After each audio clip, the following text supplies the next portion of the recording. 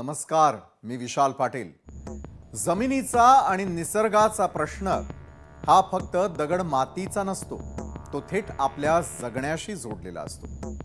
आपण शेत नांगरतो, घर बांधतो, रस्ते तयार करतो, पण प्रश्न इतकाच आहे की हे करत असताना आपण निसर्गाने आखून दिलेली मर्यादा ओलांडतोय का? आज मिळणारा फायदा कदाचित गोड वाटेल, मात्र उद्या त्याच गोडीचं ओझं आपल्या जीवावरती उठलं तर? अवैध मुरुम उत्खनन करणं म्हणजे फक्त ते ट्रकमध्ये भरून नेणं इतकंच नसतं, तर ती एक जखम असते जमिनीवर, पाण्यावर आणि गावाच्या श्वासावर। अहवाल सांगतात की अवैध मुरुम उत्खननानं जमिनीची ताकद कमी होते, पाण्याचे थेंब हरवतात आणि गावकऱ्यांच्या दैनंदिन आयुष्यामध्ये धूळ आणि त्रास वाढतो। एखादं झाड जेव्हा तुटतं तेव्हा फक्त एक फांदी नव्हे तर पिढ्यांची सावली कोसळते आणि त्यामुळे यातून तात्पुरता आर्थिक फायदा मिळाला तरी त्याची किंमत भविष्यात मोजावी लागते। आज प्रश्न फक्त अवैध उत्खननाचा नाहीये, तर निसर्ग आणि मानवी जीवनाचं संतुलन जपण्याचा आहे। इथं कुणाची बाजू घेण्याचा प्रश्नच येत नाही। गरज आहे तो म्हणजे विचार करण्याची की आपल्याला भविष्यामध्ये कशा प्रकारचं जग हवंय ते निर्माण करायचंय, कारण आजची निसर्गाची हानी ही उद्याच्या मानवी विनाशाची भयानक कहाणी ठरू शकते। आणि म्हणूनच सोलापूरच्या कुरडू गावात जे काही अवैध उत्खननावरून वातावरण तापलंय त्यावर आपण चर्चा करणार आहोत आजच्या न्यूज प्लॅनेटमध्ये।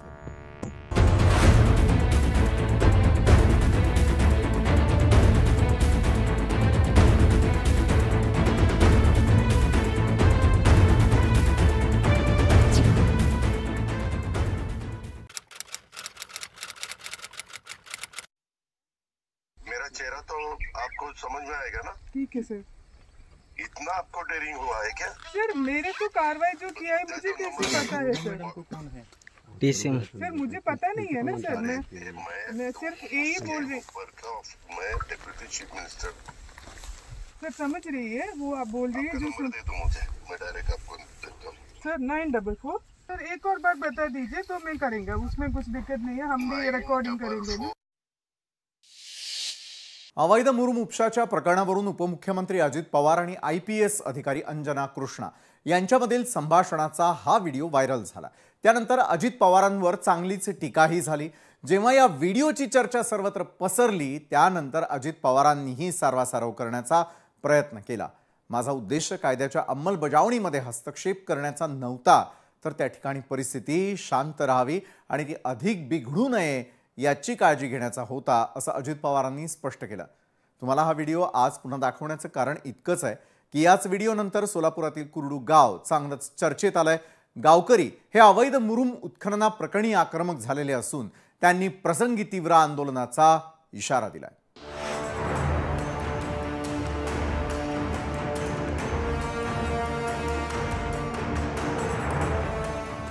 कुरडू मुरुम उपसा प्रकरण तापलं। गावातील मुरुम उपसा अवैधच, तहसीलदारांची स्पष्टोक्ती। कुरडू गावात सर्वपक्षीय बंद, कुरडूची तुलना बीडशी। सोलापुरातल्या माढा तालुक्यातील कुरडू गाव अजितदादांच्या फोनवरून झालेल्या वादंगानंतर राज्याच्या राजकारणात केंद्रस्थानी येताना दिसतंय। या प्रकरणावरून आरोप प्रत्यारोप झाल्यानंतर माढ्याचे तहसीलदार संजय भोसले यांनी 3 पानी अहवाल आता जिल्हाधिकारी कुमार आशीर्वाद यांच्याकडे सादर केलाय। विशेष म्हणजे कुरडूतील मुरुम उत्खनन बेकायदेशीर असल्याचा ठपका या अहवालात ठेवण्यात आलाय। गाव हद्दीतील गट क्रमांक 575च्या 1 या जमिनीमध्ये सुरू असलेल्या मुरुम उपशाची चौकशी। पंचनाम्यामध्ये ग्रामपंचायतीनं 120 ब्रास अवैध मुरुम उत्खनन केल्याचं आढळलं। मुरुम उत्खनन हे कुरडू शिराळ पाणंद रस्ता, कुरडू अंबाड पाणंद रस्त्याच्या कामासाठी। मात्र गटविकास अधिकाऱ्यांकडे आढावा घेतला असता कामकाजाला मुदतवाढ नाही। मुरुम उपसा करताना सापडलेल्या 2 JCB टिप्परवर दंडात्मक कारवाई, संबंधित वाहन मालकांवर फौजदारी गुन्हा दाखल। आता या सगळ्या घडामोडींनंतर मात्र पंढरपूरच्या कुरडू गावात सर्वपक्षीय बंदची हाक देण्यात आली होती. मुरुम उत्खनन प्रकरणी दाखल गुन्हे मागं घ्या. कुरडू गावाची बीडशी होत असलेली तुलना बंद करा. उलट पक्षी शरद पवारांच्या राष्ट्रवादीचे खासदार धैर्यशील मोहिते पाटील यांनी कुरडूची परिस्थिती बीडपेक्षा भयानक केलेली असून गाव दहशतीत असल्याचा आरोप केलाय. रस्त्यावर मुरुम पाहिजे, आम्ही रोज मजुरी आहे. आम्हाला शेतकऱ्याला टाइम झाला तर शेतकरी आम्हाला महागारी लावतो. त्या रोड नीट नाहीत. एक रोड 1 किलोमीटरवर गाडी जर उभा केली तर आम्हाला चालत गेलं तर त्याला टायमाला जावं लागतं. तिथं नाही टायमाला गेलं की शेतकरी महागारी लावतो आम्हाला. मग आम्हाला काय नाही, दुसरी मागणी आम्हाला रस्ता पाहिजे. गावाची बदनामी मोठ्या प्रमाणात काही लोकांनी केली गेली. अजितदादांचा हेतू प्रामाणिक होता. आता आम्ही मोर्चा तर ठेवलेलाच आहे. त्या मोर्चातून जरी गुन्हे जर माघारी नाही घेतले गेले तर त्याच्यापेक्षा तीव्र आंदोलन प्रत्येक गावातला व्यक्ती रस्त्यावर उतरेल आणि जे काय परिणाम पुढे होतील त्याला सर्वस्वी प्रशासन जबाबदार राहील. धैर्यशील मोहिते पाटील अकलूजचा वाल्मिक कराड आहेत का नाही, त्या अकलूजच्या बी जनतेची बाईट घ्या. त्या सगळ्या खुनाची सिरियल जी झाली ना अकलूज मध्ये, ती 1, 2, 3 खुनाची सिरियल नाही. तिथं खून जवळपास 16-17 खून झालेले आहेत तरुण पोरांचे. आणि ते सगळे 16-17 खून जे आहेत ना त्याची सिरियल अकलूज मध्ये धैर्यशील मोहिते पाटलांनी लावलेली आहे. ही धाकता तिथली आहे. खऱ्या अर्थानं तो वाल्मिक कराड आहे. या सोलापूर जिल्ह्याचाच म्हणलं तर वावगं ठरणार नाही. जे कोण काय बोलला असेल ते कायद्याच्या मार्गाने मी प्रत्येक गोष्टीत उत्तर देईन. मी पहिल्या दिवसापासून कायद्यानंच बोलतोय, पुराव्यासहित बोलतोय. आणि हे नुसतं कुरडूपुरतं मर्यादित नाही, अजून बऱ्याच ठिकाणी हळूहळू मी सगळीच प्रकरणं बाहेर काढीन आणि ती पुराव्यासहित काढीन. आणि मी काढतोय ते सगळं शासकीय जागेतलं काढतो. तर तिथं अचानक सोलापूर शहराची पालकमंत्री जयकुमार गोरे यांनी पाहणी करत कुरडूमध्ये झालेला मुरुम उपसा बेकायदेशीर असून ग्रामस्थांनी काही गोष्टी समजून घेतल्या पाहिजे हे सांगत गाव बंद ठेवून प्रश्न सुटणार नसल्याचं म्हटलंय. ते उत्खनन करायला कुठलीही परवानगी घेतलेली नव्हती.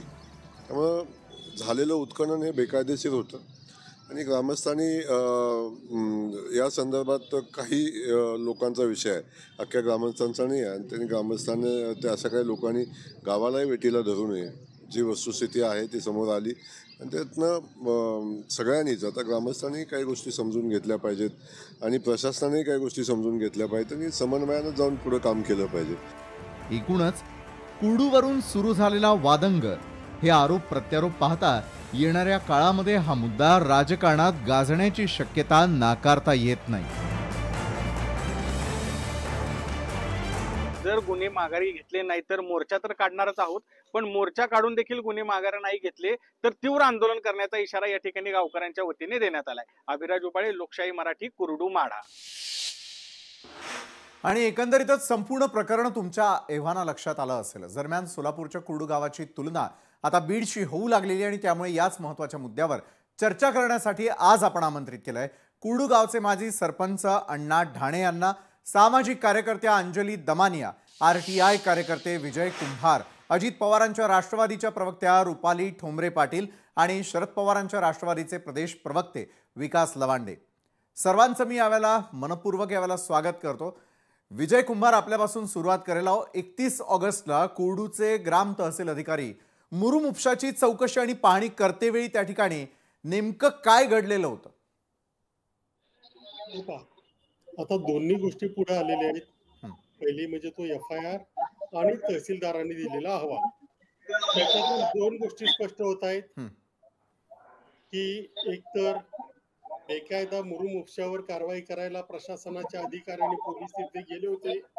त्यांना गराडा घालण्यात आला. त्यानंतर त्यांनी आणखी कुमक मागवली. त्यानंतर दरम्यानच्या काळामध्ये कुठल्या तरी कार्यकर्त्याने अजितदादांना फोन लावून दिला आणि अजितदादांनी ते काम थांबवायला सांगितलं. अहवालावरून स्पष्ट आहे की जे काही उत्खनन होतं, भले ते कोणत्या कामासाठी वापरलं वगैरे वगैरे हा भाग वेगळा आणखी, परंतु ते बेकायदा होतं हे तर आता सूर्यप्रकाश इतकं स्वच्छ आहे. असं असतानाही काम थांबवायला सांगणं कुठल्याही, म्हणजे अजितदादा असेल किंवा कुणीही असो, त्यांनी सांगणारी थेट कार्यकर्त्यांच्या शब्दावर विश्वास ठेवून ते सांगणं हे पूर्णपणे चुकीचं होतं. याच्यामध्ये मी पहिल्याच भागामध्ये बऱ्याच गोष्टी म्हणतो, पुन्हा पुन्हा अजितदादांचा फोन करणं, अजितदादांची शैली याच्यावर बोललं जातं. आमचा मुद्दा अजितदादांची शैली याच्यावर नाही. त्यांनी अशा अधिकाऱ्याला थेट फोन करणं, बेकायदा कामासाठी फोन करणं आणि हं. त्यांनी वापरलेले शब्द, भाषा नाही म्हणत मी, त्यांनी वापरलेले शब्द आणि त्यांचा टोन हा अत्यंत चुकीचा होता. प्रदूषण फक्त वातावरणाचंच असतं असं नाही, लोकशाहीचं एक प्रदूषण असतं, प्रशासनाचं एक प्रदूषण असतं आणि ते प्रदूषण वाढीला अजितदादांनी हे लावलेलं आहे. आता मुख्यमंत्र्यांनी अहवाल मागवला. सगळ्या आता गोष्टी स्पष्ट आहेत, त्याच्यामध्ये काही वेगळं करायचं नाहीये. मग आता कारवाई कधी? आणि कारवाई फक्त खालच्या कार्यकर्ते आणि यांच्यावरच होणार का, की ज्यांनी बेकायदा काम करायला लावलं, म्हणजे कार्यकर्त्यांनी उद्युक्त केलं परंतु प्रत्यक्ष केलं अजितदादांनी, त्यांच्यावर काही होणार का, की राजकीय जी काही साठमाट असते त्याच्यामुळे हे प्रकरण पुन्हा दबलं जाणार, की आता येत्या काही काळामध्ये दिसणार. बरोबर आहे. यावरती तुमचं आमचं सगळ्यांचं लक्ष असेल, महाराष्ट्रातल्या प्रत्येक व्यक्तीचं देखील असेल. रुपालीताई, थेट प्रश्न तुम्हाला. IPS अधिकारी अंजना कृष्णा या त्या ठिकाणी आपलं काम करण्यासाठी गेल्या होत्या.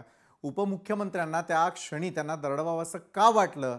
मुख्यमंत्र्यांना म्हणजे त्या ठिकाणी जे आहे आज आता अहवाल सादर करण्यात आला, दुसरीकडे उपमुख्यमंत्र्यांना हस्तक्षेप का करावा लागला आणि तो कुणासाठी केला याचा देखील महाराष्ट्रानं सगळा उहापोह करून झालेला आहे. मात्र हे करणं कितपत योग्य होतं, त्यांच्यावर कारवाईची मागणी देखील जोर धरू लागली आहे. सगळ्यात महत्वाचं राज्याचे मेन प्रमुख मुख्यमंत्री आहेत. त्याच्यामुळे ज्या प्रकरणावर ज्यांनी मागणी केली किंवा तक्रार केली त्याचा अहवाल मागणं हे मुख्यमंत्र्यांचं काम आहे. त्यांचा त्या कामाचा भाग आहे, त्याच्यामुळे तो अहवाल मागितलाय. आता एक लक्षात घ्या, IPS अधिकारी तिथे DYSP म्हणून आहेत.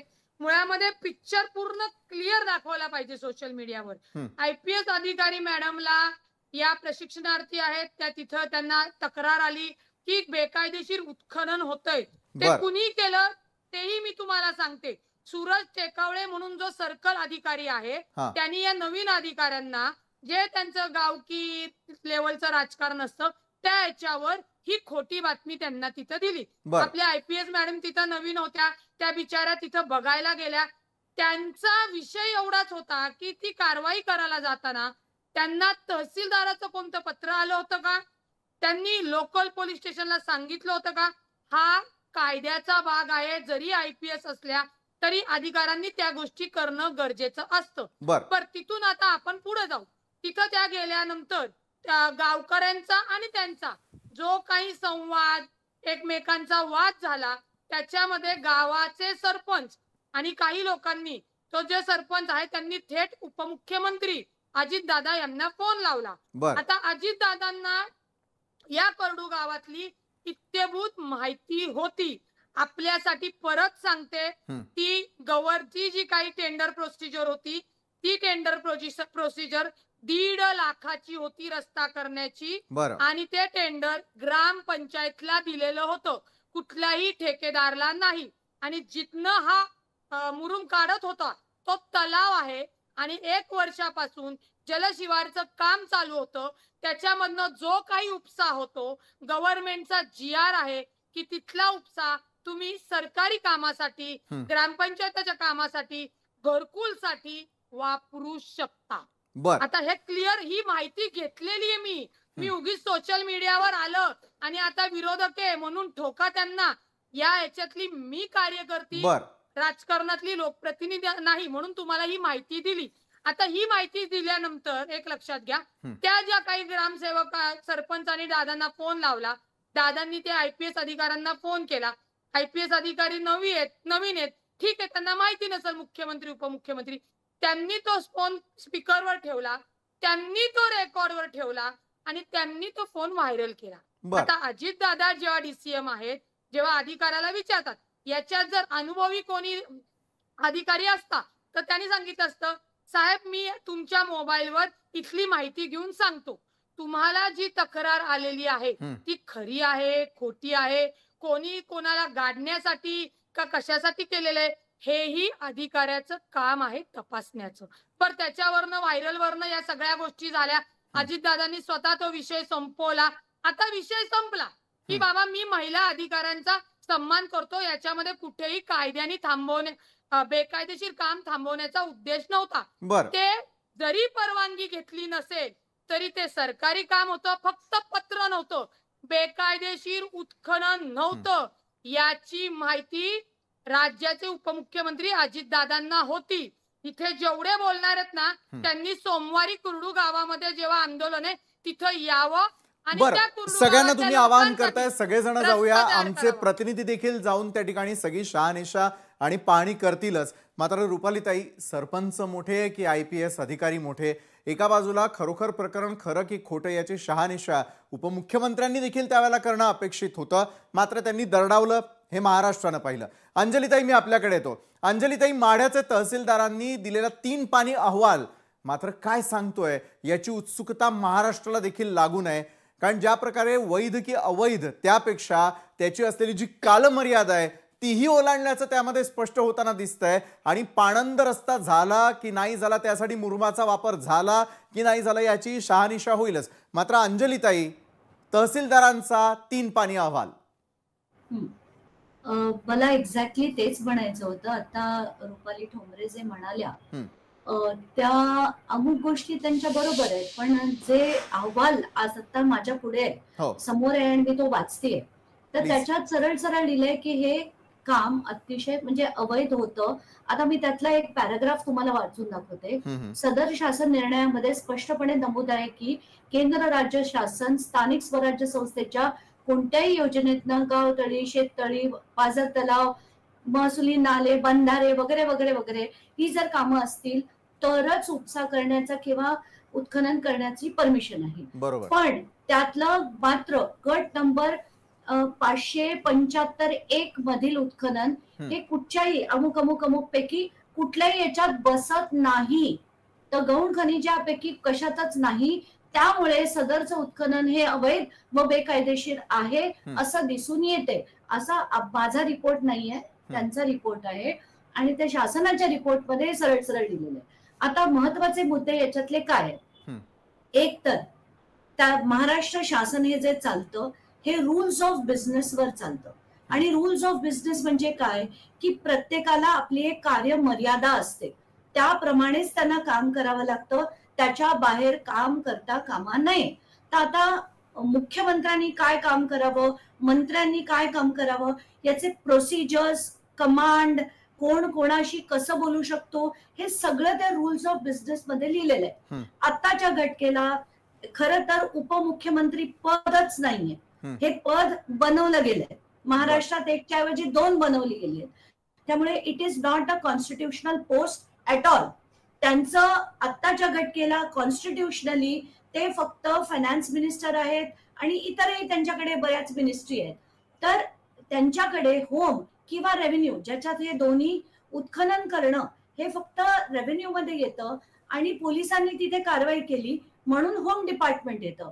या दोन्ही डिपार्टमेंट पैकी एकही त्यांच्याकडे नव्हतं. त्यामुळे as per Maharashtra's rule of business Ajit पवारजी who is a finance minister, त्यांचं काहीच काम नाहीये, ते करू शकत नाही. दुसरी गोष्ट, त्यांनी जे केलं त्या महिलेशी फोनवर जे ते बोलले त्याला कायद्याच्या भाषेत 2 कायदे आहेत. एक म्हणजे BNS 351 तर 351 मध्ये लिहिलंय दुसऱ्या व्यक्तीला भीती निर्माण करण्याच्या उद्देशाने धमकवणे, त्यांच्या इच्छेविरुद्ध येणार मी सविस्तर बोलू देईन, किंवा कायदेशीररित्या जे करण्याचे अधिकार आहेत ते करण्यापासून रोखणे हे 351 खाली सरळ सरळ येतं. तर इतरांवर जसे गुन्हे झालेत खरं तर अजित पवारांवर झाला पाहिजे, कारण ते जे काम थांबलंय ते त्यांच्यामुळे थांबलंय आणि खरं तर त्यांच्यावर FIR झाला पाहिजे. म्हणूनच मी ती आपले लिगल रेमेडी आहे म्हणून मी कंप्लेंट दिलेली आहे. ते झालं नाही तर त्यांच्यावर विरुद्ध FIR मी कोर्ट थ्रू करून घेणार आहे. आणि हे कशासाठी, मला काही त्यांच्याशी दुश्मनी बिलकुल नाहीये. असे असंख्य लोक आणि असंख्य मंत्री भ्रष्टाचार करत असतात. माझा फक्त याच्या मागचा हेतू एकच आहे की आता जसं त्यांनी धमकावलं कार्यकर्त्यांसाठी तसं कुठेही कोणीही राजकारणी कधीही धमकू नये कुठल्याही. बरोबर आहे, आपला उद्देश लक्षात आला मला ताई. विकास लवांडेजी, मी खरं तर आपल्याकडे येणार होतो, मात्र ज्या प्रकारचे प्रश्न यावेळेला उपस्थित केलेले आहेत रुपालीताईंकडून आपण उत्तर घेऊयात. मी लगेच आपल्याकडे देखील वळतोय. रुपालीताई, अजितदादांनी कोणताही गुन्हा केलेला नाही. आता अंजली ताईंना जे काही त्यांनी 351 ची डेफिनेशन सांगितलेली आहे आणि त्यांना जर वाटतं की बाबा नाही माझी कंप्लेंट झाली पाहिजे, तर त्यांना लोकशाहीने अधिकार आहे, ते कोर्टात जाऊन ती FIR दाखल करू शकतात. मुळामध्ये ज्यांच्यावर ती FIR घ्यायची की नाही हे मेहरबान कोर्ट ठरवेल, तेव्हा जेव्हा त्या कोर्टात जातील त्यावेळी आपण त्याच्यावर जास्त भाष्य करणं योग्य राहील. आता राहिली जी FIR करायची, सुमोटो ही कोणतीही FIR होऊ शकत नाही जर त्या अधिकाऱ्यांना, एक लक्षात घ्या, ते जे अधिकारी आहेत त्यांनी समजा ही जर तक्रार केली तर याच्यामध्ये त्या मेहरबान कोर्ट किंवा प्रशासन यांना विचार तर करावा लागणार आहे. ज्या पद्धतीने या IPS मॅडम तिथं तक्रार आली म्हणून गेल्या, यांना माहित नव्हतं का ती गव्हर्नमेंटची टेंडर आहे, त्याच्यामध्ये जी रॉयल्टी भरतात 26,000 रुपये ती त्या टेंडर मधनं जाते. ठीक आहे, टेंडरची जी काय मुदत आहे जी संपलेली असेल आपण म्हणतोय, तर काय त्या टेंडरच्या मुदतीमध्ये हे गावाचंच काम असल्यामुळे ग्रामपंचायतलाच दिलं असल्यामुळे त्याची ती मुदतवाढ पुढे माग करण्याचं काम याचा पूर्ण अधिकार हा प्रशासनाचा आहे. आता तहसीलदारांनी जो काही अहवाल दिलेला आहे, मुळामध्ये ज्यातनं उपसा काढला ही सरकारी जमीन, तो उपसा काढलेला जो वापरणार होते रस्त्यासाठी ते काम ग्रामपंचायतीकडे आहे. त्यामुळे सरकारमध्ये कुठलं बेकायदेशीर कृत्य झालेलं नाही. बरं, मग अहवाल चुकीचा आहे असं आम्ही समजायचं का रुपालीताई? ऐका, अहवालामध्ये उत्खननाची जरी अंतर्गत जी काही परवानगी हवी होती किंवा जे पत्र द्यायला पाहिजे होतं ते पत्र ग्रामपंचायतकडनं तहसीलदारांना गेलं नाही, एवढाच तिथं तो ठपका आहे. बरं, मग ग्रामपंचायतीची देखील आपण बाजू थोडक्यात नंतर समजावून घेऊयात. विकास लवांडेजी, काय होतंय की एका बाजूला सोलापूरचे जे पालकमंत्री आहेत जयकुमार गोरे, त्यांची प्रतिक्रिया आपण कार्यक्रमाच्या सुरुवातीला पाहिली, अधिकाऱ्यांची ते पाठराखण करताना दिसत आहे. मग अवैध उत्खननाबाबतची नेमकी सरकारची भूमिका काय आहे हे आता आपल्याला सगळ्यांना समजून घ्यावं लागेल. आरोप प्रत्यारोप जरी होत असेल, जसं रुपालीताई म्हणाल्यात की विरोधकांना काय केवळ त्या ठिकाणी आरोप करायचे आहेत आणि व्हायरल झालेल्या क्लिप संदर्भामध्ये पाहायला जायचंय. मात्र आज आपण इतक्या दिवसांनी यावरती चर्चा यासाठी करतोय कारण तहसीलदारांच्या अहवालाची वाट आम्ही देखील पाहिलेली होती. विकासजी, नाही, खरं तर आपण एक लक्षात घ्या, मागच्या 2 वर्षातलं अजितदादा पवार यांचं जर आपण एक स्टेटमेंट बऱ्याच वेळा त्यांनी ते केलेलं आहे, कुठलीही कामं करायची असेल तर सत्ता लागते, सत्तेशिवाय कामं होत नाहीत, विरोधी पक्षात राहून कुठलीही कामं होत नाहीत, आंदोलन मोर्चा काढून कुठलीही कामं होत नाही, आपल्याला सत्ता ही लागते, सत्तेशिवाय कामं होत नाही. हा जागतिक सिद्धांत अजितदादांनी राजकारणात नव्याने मांडलेला आहे. याचा अर्थच असा की जी काही कार्यकर्त्यांना वैध अवैध अशा प्रकारची काही कामं करायची असतात, कार्यकर्त्यांना चुकीचं काम केलं तरी तसंच सपोर्ट करून पुढे न्यायचं असतं, याच्यासाठी सत्ता असते असं त्याच्यातनं एक निदर्शनास येतं. त्याचबरोबर अजितदादांचा पक्ष जेव्हा तयार झाला फोडाफोडी करून, तेव्हा अजितदादांच्या भोवती किंवा अजितदादांच्या पक्षात कोण लोक गेलेत? माननीय शरद पवार साहेबांचा किंवा शिवशाहू फुले आंबेडकरांचा विचार मानणारा खरा कार्यकर्ता गेलेला नाही. जे गेलेत ते लाभार्थी गेलेत किंवा ज्यांना ईडी सीबीआयच्या नोटीस आल्यात असे लोक गेलेले आहेत. याचं कारणच असं की सत्तेत गेले की आपले सगळे गुन्हे आपल्याला पचवता येतात. आता त्यांच्या प्रवक्त्या ज्या आहेत रुपालीताई ठोंबरे, त्या काही जरी लंगडं समर्थन करत असल्या प्रवक्त्या म्हणून तरी त्यांना त्यांचं स्वातंत्र्य आहे. परंतु मुद्दा असा आहे की मी सुद्धा एका गावचा सरपंच होतो, मला माहिती आहे गावात कामं करत असताना काय करावं लागतं काय नाही, ऍडजस्टमेंट करावं लागतात हेही मान्य आहे. पण तुम्हाला एक सांगतो, फॉरेस्ट आहे ना, फॉरेस्ट डिपार्टमेंटच्या हद्दीतनं आपल्याला कुठलाही सरकारी पीडब्ल्यूडीचा रस्ता काढायचा असेल ना तर फॉरेस्टची परवानगी घ्यावी लागते. सरकार जरी असलं वेगळी खाती तरी सुद्धा असं मनमानी करता येत नाही. त्या ठिकाणी जे काही घडलंय ते चुकीचं घडलेलं आहे. अजितदादांनी जो काही फोन केला त्या अंजना कृष्णा मॅडमला, तो फोन ज्या कार्यकर्त्यांनी लावला होता आणि त्यांनी कोणाकडनं तो फोन तिकडे डायव्हर्ट केला होता किंवा जो कॉल होता तो मध्यस्थ कोण होता हेही आपल्याला तपासण्याची गरज आहे. कारण डायरेक्ट उपमुख्यमंत्री असा गावातल्या कार्यकर्त्याचा फोन घेणं शक्य नाही. त्यामुळे तो कॉन्फरन्सवर कोणाच्या कार्यकर्त्यातून बोललं हेही तपासलं गेलं पाहिजे. याच्यामध्ये निश्चित बेकायदेशीर कृत्य घडलेलं आहे. अंजनी कृष्णा यांना दोषी ठरवण्याचा अजितदादांच्या पक्षाचे आमदार अमोल मिटकरी यांनी प्रयत्न केला, पत्रही लिहिलं युपीएससीला त्यांची चौकशी लावा म्हणून. हा सुद्धा एक केविलवाना प्रयत्न होता, लांगुल चालन करण्याचा तो एक प्रयत्न होता. अमोल मिटकरींना उपरती सुचल्याने ते मागे घेतलं. परंतु तिथं जे काय घडलंय हे अजूनही तिथे काही आरोपी मोकाट आहेत, त्यांच्यावर गुन्हे दाखल होणं आवश्यक आहे. सरकारी कामात जर कोणी अडथळा निर्माण करत असेल तर गुन्हे दाखल होतात एरवी. मग इथे सरकारी कामात अडथळा, अंजनी कृष्णा काय त्यांच्या वैयक्तिक बांध रेटायला तिथे आलेल्या नव्हत्या. अंजनी कृष्णांचा काय वैयक्तिक इंटरेस्ट तिथे नव्हता. त्यांच्याबरोबर महसुली अधिकारी सुद्धा तिथे होते. आणि आता जो तहसीलदारांचा अहवाल आलेला आहे, हा अहवाल आपण कुणीही नाकारू शकत नाही. तो वस्तुस्थितीला धरून अहवाल आलेला आहे. राजकीय दृष्ट्या कुणी काही त्याचा अर्थ कसाही काढायचा असेल, तो रगडून न्यायचा असेल सत्तेच्या जोरावर, तर काढू शकतात. कारण या महायुती सरकारचं ठरलेलंच आहे की विरोधकांचं ऐकायचं नाही. हम करे सो कायदा हे महायुतीचं ब्रीदवाक्य आहे. हम करे सो कायदा जर असं महाराष्ट्रामध्ये खरोखर घडत असेल तर मग पुढचा अंक नेमका काय असेल? रुपालीताई, आपलं स्पष्टीकरण ऐकण्याआधी विजय कुंभार मला यांच्याकडे जावंसं वाटतं. विजयजी, घडलं ते महाराष्ट्रानं पाहिलं. व्हिडिओ पहिला असू देत किंवा दुसरा असू देत, दोन्ही घटना ज्या आहेत त्या समोर पाहण्यात आल्या. कुणासाठी हा कॉल गेलेला होता त्याची देखील कृत्य असलेले काही व्हिडिओज समोर आलेले महाराष्ट्रानं देखील पाहिले. मात्र मुळात प्रश्न हाच आहे की बांधकाम वैध की अवैध. त्याचबरोबर ज्या प्रकारे रुपालीताईंनी सांगितलं की सरपंच किंवा त्या ठिकाणी असलेल्या ग्रामपंचायतीनं या संदर्भातल्या कामाचं पत्र पुढे का टाकलेलं नव्हतं, कारण त्यात मुदतवाढ करण्यात आलेली होती. हा एक आणखी तांत्रिक मुद्दा. मात्र कोण कुणासाठी फोन करतंय आणि कोण कुणाचा पाठीराखा होताना दिसतंय? आरोपींना जर पाठीशी घातलं जात असेल तर हे कुणाच्या पाठबळामुळे शक्य होतं? काय आपलं निरीक्षण सांगतंय? पहिली गोष्ट म्हणजे काही गोष्टी तर मांडाव्या लागतील. FIR मध्ये स्वच्छ शब्दामध्ये त्या शेतकऱ्याचं नाव ज्याच्या जमिनीतून हे मुरुम काढलं जात होतं त्याचं आहे. आता रुपालीताईंना तो FIR खोटा बनायचा असेल तर माझा काही इलाज नाही त्याच्या. बरं. दुसरी गोष्ट, त्यांच्याच म्हणण्याप्रमाणे या IPS अधिकारी ह्या प्रशिक्षणार्थी आहेत. म्हणजे त्या प्रशिक्षणार्थी नसावेत असा माझा समज आहे. परंतु त्यांच्या म्हणण्यासाठी गृहीत धरलं तर कुठलाही प्रशिक्षणार्थी जो अधिकारी असतो, IAS असो किंवा IPS असो, त्याच्या वर जो अधिकारी आहे त्याने जे सांगितलंय तेवढंच त्या अधिकाऱ्याने करायचं असतं. म्हणजे आता इथं IPS जे आहे त्यांचा काही प्रश्न येत नाहीये. आणि जर त्या परमनंट असतील तर त्या DYSP आहेत. तहसीलदारांनी त्यांच्याकडे मागणी केलेली आहे इकडे या म्हणून, आणि त्यानंतर तो सगळा गोंधळ झालेला आहे. शासकीय कर्मचाऱ्याने पोलीस प्रोटेक्शन मागितल्यानंतर DYSPने त्या याला सांगणं, म्हणजे तिथले अधिकारी होतेच, त्या काही आपल्या घरचे अधिकारी घेऊन गेलेले नाहीत, सांगणं हे कुठल्याही कायदेशीर याच्यामध्ये बसत नाही.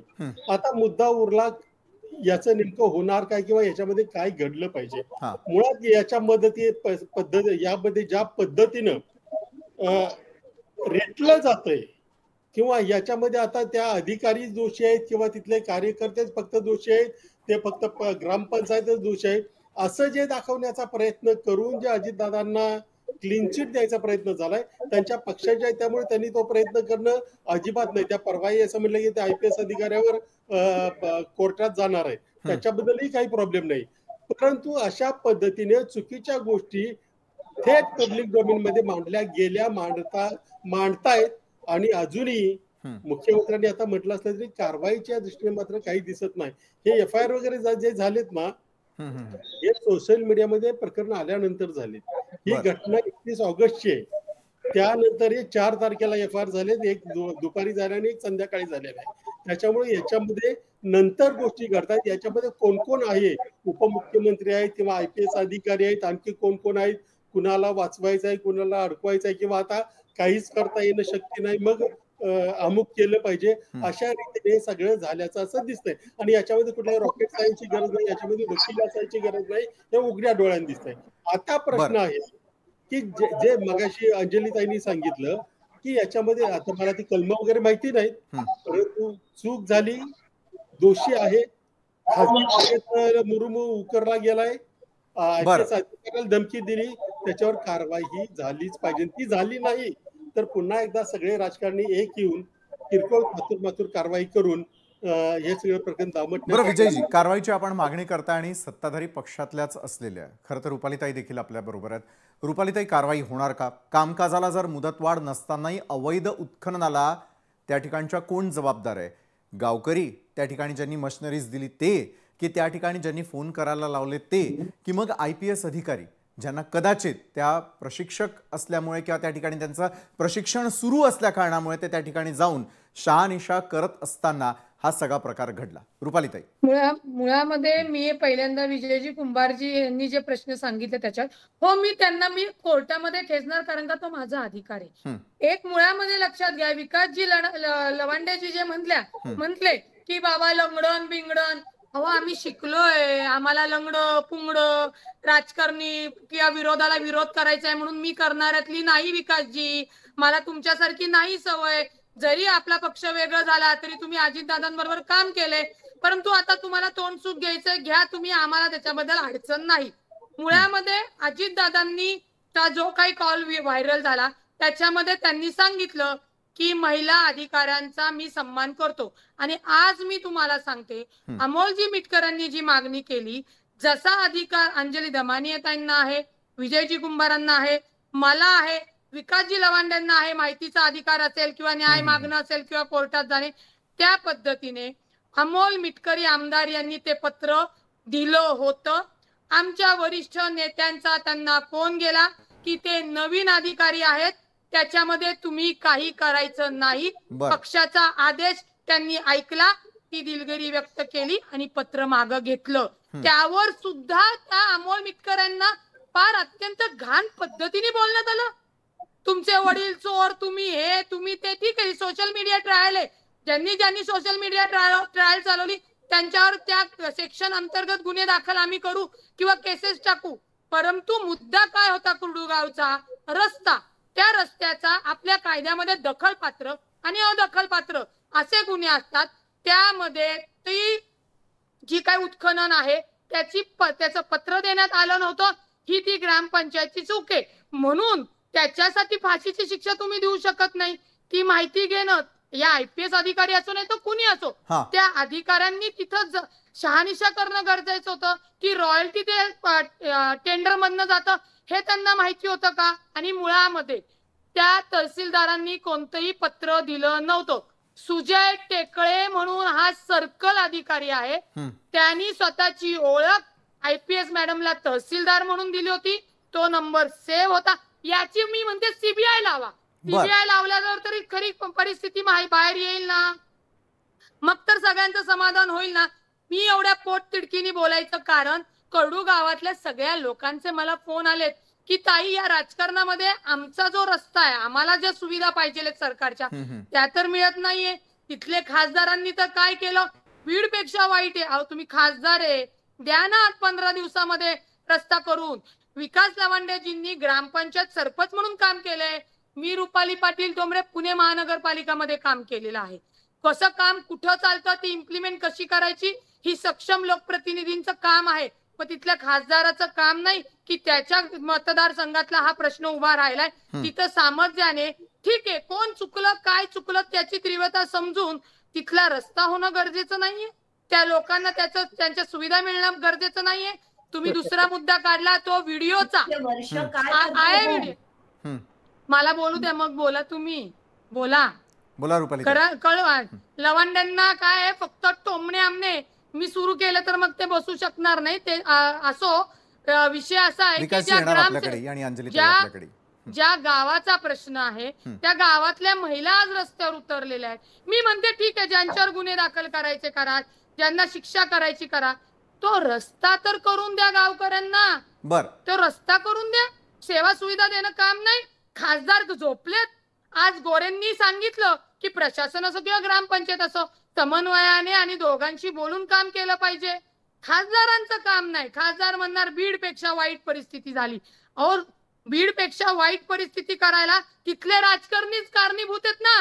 का आपलं गाव बदनाम करून घेतात? सेवा सुविधा देणं. रुपालीताई, खरं तर ज्या वेळेला अशा प्रकारे बीडशी त्याची तुलना केली गेली त्यावेळेला आक्षेप म्हणून ग्रामस्थांनी त्या ठिकाणी थेट बंद देखील पुकारलेला होता. दुसरीकडे जसं तुम्ही म्हणताय की कुठेतरी यामध्ये समन्वयाचा अभाव आहे का? CBI चौकशीची आपण मागणी आणि त्याला सामोरं जाण्यासाठी देखील तयार आहे. मात्र ग्रामपंचायतीनं कामकाजाची परवानगी घेतलेली नसताना जमीन मालकानं उत्खननाला परवानगी दिली असेल तर मग 2 JCB आणि टिप्परवरती कारवाई कशी काय होते? मालकांवरती तर थेट फौजदारी गुन्हा देखील दाखल आहे. खरे दोषी कुठे आहेत? त्यांच्यावर कारवाई कधी? अंजलीताई, ग्रामपंचायतीनं कामकाजाची परवानगी घेतलेली नसताना जमीन मालकानं उत्खननाला परवानगी दिली तर मग 2 JCB आणि टिप्परवरती कारवाई कशी काय होते? मालकांवरती तर फौजदारी गुन्हा दाखल करण्यात आलेला आहे. मात्र या संपूर्ण प्रकरणाचा मूळ गाभा असलेला प्रश्न, ज्याच्यासाठी कॉल आला ती व्यक्ती किंवा इतरांवरती गुन्हा कधी दाखल होणार, कारण यापूर्वीचा गुन्हा हा शासकीय कामकाजामध्ये अडथळा नेमका कुणी आणि कसा आणला? तर विशालजी मला एक 2 मिनिटं द्या. मला खरंच म्हणजे हा मुद्दा ना कुठेही पुढे येत नाहीये आणि हा मुद्दा आणणं गरजेचं आहे. तर उपमुख्यमंत्री असं जे परत परत म्हटलं जातंय की उपमुख्यमंत्र्यांनी फोन केला आणि आदेश दिले तर काय चुकलं वगैरे वगैरे जे आपण ऐकतोय. मी तुम्हाला मुद्दाम वाचून दाखवते. Powers of a deputy chief minister. A deputy chief minister has no inherent constitutional powers as the position is not mentioned in the Constitution of India. The post is created based on political considerations and the powers of deputy chief minister are limited to those of a cabinet minister. म्हणजे त्यांच्याकडे 2च powers आहेत, finance डिपार्टमेंटच्या आणि त्यांच्या बाकीचे ज्याच्यात ते minister आहेत, मला वाटतं एक्साइज आहे आणि बाकीचे जे आहेत, तर त्याच्यावरच ते डायरेक्शन्स देऊ शकतात. मुद्दा नंबर 2, सरकार चालवताना जसं मी म्हटलं रूल्स ऑफ बिझनेस आहे त्याच्याप्रमाणेच, म्हणजे समजा त्यांना ऍज अ कॅबिनेट मिनिस्टर सुद्धा सांगायचं असेल तर त्यांनी फोन बावनकुळेंना केला पाहिजे की तुम्ही तुमच्या डिपार्टमेंटच्या कलेक्टरना सांगा आणि याची चौकशी लावा. एवढंच ते करू शकतात. याच्या पलीकडे ते कोणालाही फोन करण्याची लीगली त्यांना करता येत नाही. दुसरी गोष्ट जे मी म्हटलं, intimidation of a government servant, हे मी परत परत का म्हणतेय, कारण आपण ना सगळं ते काय उपमुख्यमंत्री आहेत, त्यांनी फोन केला तर काय झालं, काय बिघडलं, त्यांनी ऐकलं तर काय बिघडलं, असं चालत नसतं. सरकारचे एक सेट रूल्स आहेत आणि एक तर उपमुख्यमंत्री पद, जसं मी मगाशी म्हटलं, आता तर वाचून दाखवलं, त्याच्यात खाली काय लिहिलंय माहितीये का, not a constitutional office. A deputy chief ministers post is not a constitutional office. A person holding this position is a foremost a cabinet minister. म्हणजे त्याच्यावर त्यांना कोणालाही आदेश देण्याचे अधिकार नाहीत. त्यांनी ते आदेश दिले की त्यांची घोर चूक झाली आहे, ज्याच्यावर त्यांच्यावर कारवाई ही झालीच पाहिजे. दुसरं, त्यांनी एका ऑफिसर ऑन ड्युटीला इंटिमिडेट करून त्यांच्या कामापासून त्यांना थांबवण्यात आलं आणि दॅट इंटेंटमुळे त्यांच्यावर आणि एक सेक्शन 132 लागतो. एवढंच नाही तर मला म्हणून, आणि जसं मी म्हणते ना की हे का करायला हवं, कारण कुठेतरी ब्युरोक्रेसीवरचं, पोलिसांवरचा हे जे दबाव आहे ना, की उठतो तो आमदार फोन करून याला तू हे नको करू, तुला त्याला ते नको करू, हे सगळं थांबवण्यासाठी हे करणं गरजेचं आहे. आणि ते करण्यासाठी मी जी खटपट करतेय ती मला काही त्यांच्याशी दुश्मनी नाहीये. मला असं वाटतं हे सगळं आता कायद्याप्रमाणे, कॉन्स्टिट्यूशनल प्रमाणेच चालायला हवं. कोणाच्या मनमर्जीने कोणी फोन केले, धमकावलं तर हे चालणार नाही. ही काय राजेशाही नाहीये, लोकशाही आहे. लोकशाहीच्या कायद्याने वागा. बरोबर आहे. लोकशाहीचा कायदा अनेक गोष्टी सांगून जाताना दिसतो. त्याचबरोबर मला आता पुढचा प्रश्न जो आहे तो खरोखर अतिशय महत्त्वाचा. विकासजी, काय होतंय की ग्रामपंचायतीनंच 120 ब्रास मुरुम उपसा केल्याचं जे आढळून आलं ते उत्खनन नेमकं पाणंदसाठी करण्यासंदर्भातलाही मुद्दा निघालेला होता. मगाची जसं अंजलीताईंनी सांगितलं की कायद्याच्या दृष्टीनं सगळं काही चालू आहे का, मग कायद्याच्या दृष्टीनं त्या ठिकाणचं उत्खनन सुरू होतं का, कायद्याच्या दृष्टीनं पाणंद रस्त्याच्या कामासाठी मुरुम काढला गेलेला होता का, आणि कायद्याचाच आपण जर विचार करतो आहे तर मग बेकायदेशीर वाळू आणि मुरुम उत्खननाला परवानगी नेमकी कुणाची आणि पाठबळ त्यावेळेला कुणाचं होतं, याची देखील कायदेशीर आता तपासणी करणं गरजेचं झालंय का विकासजी? 100% तपासणी झाली पाहिजे. कारण कुठलंही उत्खनन हे भूगर्भातलं गौण खनिज विभाग असतो, जिल्हाधिकाऱ्यांच्या अंतर्गत गौण खनिज विभाग, त्याच्यात नियंत्रण तालुका पातळीवर तहसीलदार करत असतात. त्या गौण खनिज विभागाचा जो टेबल असतो किंवा त्या संदर्भातलं जे काही इन्कम असतो ना अधिकाऱ्यांना, त्याच्यात बरेचसे अधिकारी सुद्धा मालामाल होतात बरं का. अधिकाऱ्यांची सर्रास सरसकट बाजू मी घेत नाहीये. अनेक अधिकारी गौण खनिजच्या माध्यमातून मालामाल होत असतात.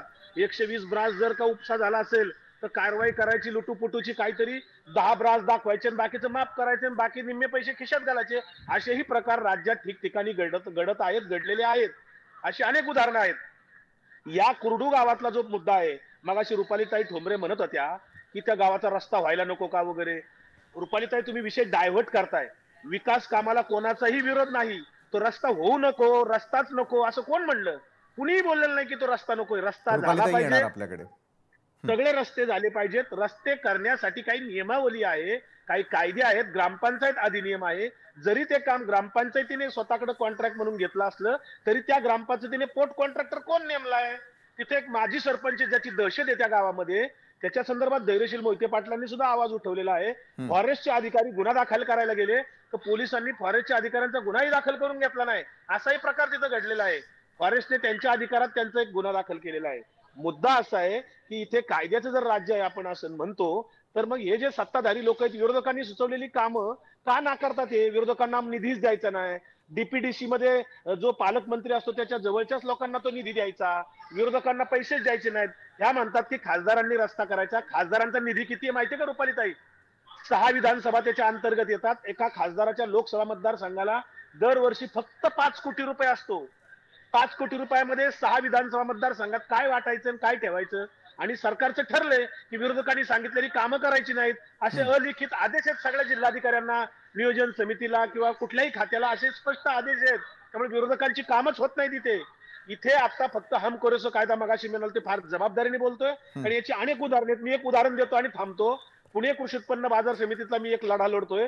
जो पुणे कृषी उत्पन्न बाजार समिती ही अजितदादांच्या आणि देवेंद्र फडणवीसांच्या महायुतीच्या नेतृत्वाखाली काम करते. तिथं कोट्यवधी रुपयाचा शेकडो कोटीचा घोटाळा चाललाय. परंतु त्या पुणे बाजार समितीच्या संदर्भात चौकशी होण्यासाठी मी अजितदादांना पत्र दिले, देवेंद्र फडणवीसांना पत्र दिले, जयकुमार रावळांना पत्र दिले आणि माझ्या पत्राला अनुसरून शरद पवार साहेबांनी सुद्धा मुख्यमंत्री आणि चीफ सेक्रेटरीला पत्र दिले.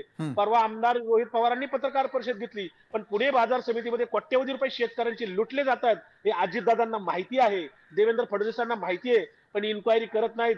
पण मंत्र्यांनी सभागृहात आश्वासन दिलं उच्चस्तरीय चौकशी करू म्हणून, पण अद्यापपर्यंत गेले 2 महिने झाले उच्चस्तरीय समिती नेमली नाही. ही अशी अनेक उदाहरणं देता येतील ना. कुर्डू हे निमित्त आहे फक्त. त्यामुळे सरकारी कामात हस्तक्षेप करतोय हे मान्य करा कुठेतरी. अजितदादांनी जर स्वारी म्हणायचं असेल तर स्वारी म्हणलेले असतील किंवा अजून एकदा म्हणलं तर विषय पडदा पडेल ना त्याचं. याचं आम्हाला राजकारण करायचं नाहीये, पण चुकीला चूक म्हणली पाहिजे कुणीतरी. बरं विकासजी, नेमकी चूक कुणाची? कारण एका बाजूला काय झालं की ग्रामस्थांनी सरकारी कामकाजामध्ये अडथळा आणल्याचा आरोप करण्यात आलेला आहे. त्यामुळे ग्रामस्थ त्या ठिकाणी अडथळा आणत होते की आणखी कुणी त्या ठिकाणी आणत होतं, आणि ग्रामपंचायतीवरच्या कारवाईमध्ये जो दंड आता लावण्यात आलेला आहे त्या दंडाची जबाबदारी कुणाची? विजयजी, ग्रामस्थांनी सरकारी कामकाजात अडथळा आणल्याचा आरोप करण्यात आलेला आहे, मात्र आरोपांमध्ये कुणी काय आणि कशा प्रकारे अडथळा आणला हे आपल्याकडून जाणून घ्यायचं आहे. तर जर FIR कडे बघितलं तर तिथं बेकायदा काम चाललंय, बेकायदा उत्खनन चाललंय याची कंप्लेंट झाली होती. त्या अनुषंगाने ते तहसीलदारांनी काही लोक पोलिसांना घेऊन तिथे गेले. त्यावेळेस जे हाणामारी चाललेली त्याचेही काही व्हिडिओ आलेले. मला इथं कुणावरही मुद्दाम राजकीय आरोप करायचे नाहीत, परंतु हे घडलं याच्यावर 2 गोष्टी आणखी महत्वाच्या आहेत. हे सगळं का घडतं? सगळं कारण याच्यामध्ये प्रत्येकाला आपापली बाजू लपवायची.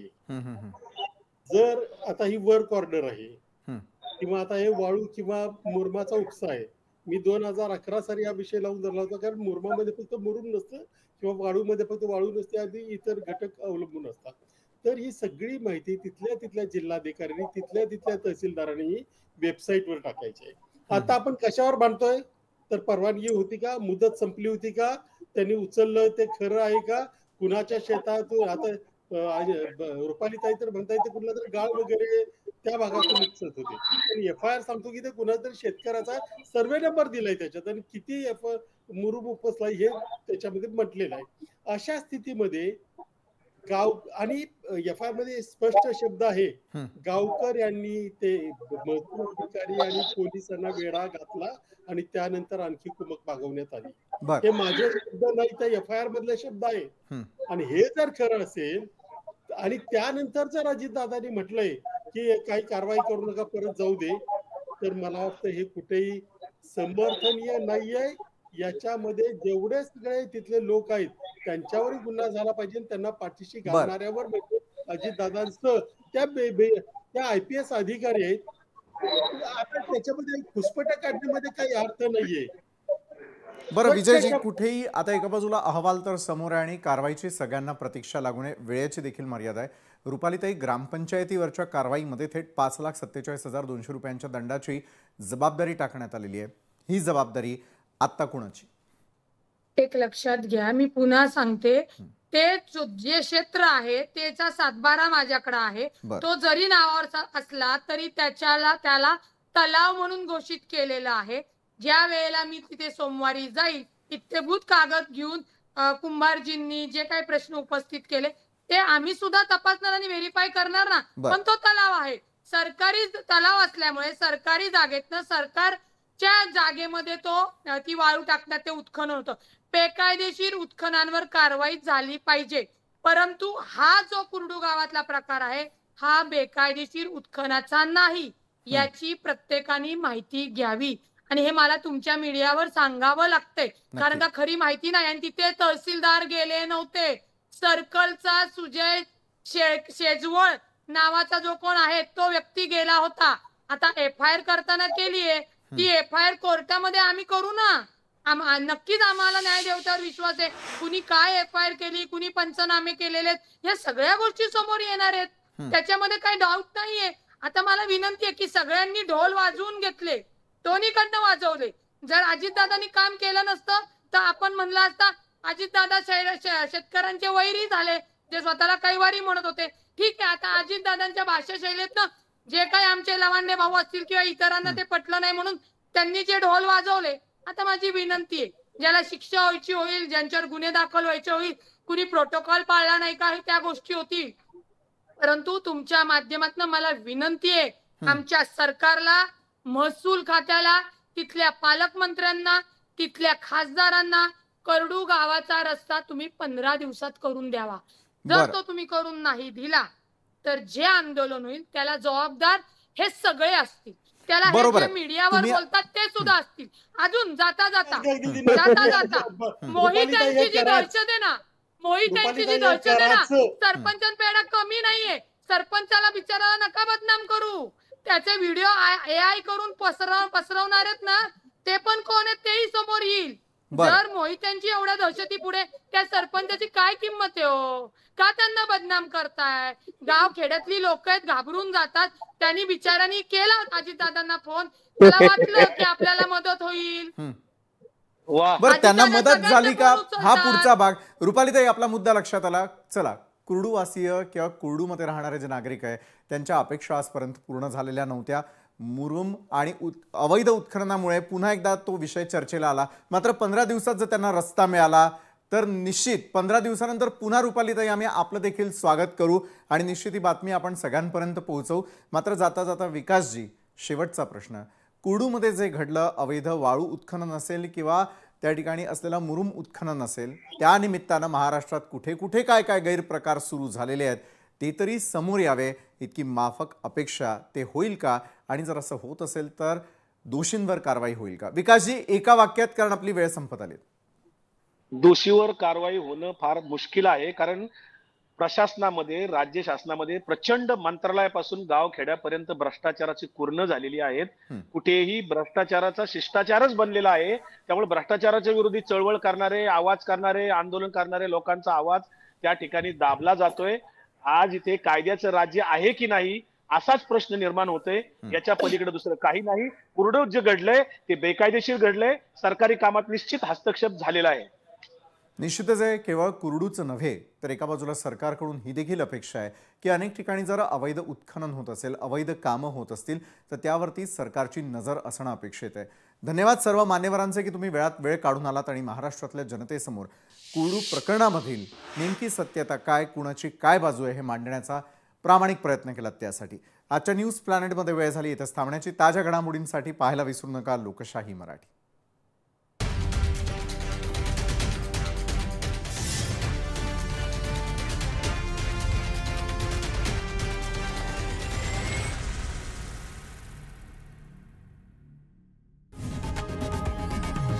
लोकशाही मराठी ऐका, पहा, जागरूक रहा.